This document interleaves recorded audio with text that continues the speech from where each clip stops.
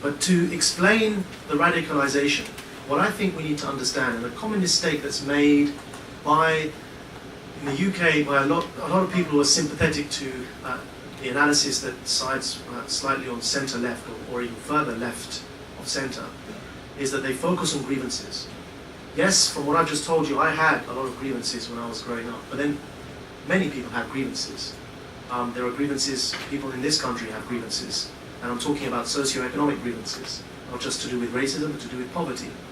So I don't think, and I don't believe, in us at the Quilliam Foundation, we do not believe that grievances are a sufficient enough explanation to explain radicalization. They are one element, and not the only element or the entire story. What we have to consider is why is it that in, let's take for example an area in East London, in the East End, known as Barking or Dagenham, where there's a white underclass.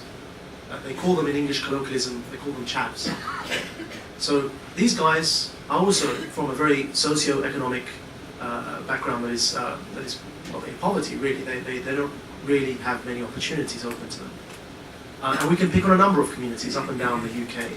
Why is it that these people who also have their grievances do not associate themselves to a global struggle, begin to identify with troubles that are in foreign countries that have nothing to do with them whatsoever, but see them as one continuum of global struggle, and then eventually lead to where they end up blowing themselves up on the underground in London?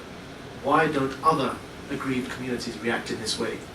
And that question answers, I believe, in part, the point. It makes the point that grievances are not sufficient enough to explain the phenomenon of Islamism, and then from that the tactic of terrorism that emerges from the ideology of Islamism. It's not sufficient.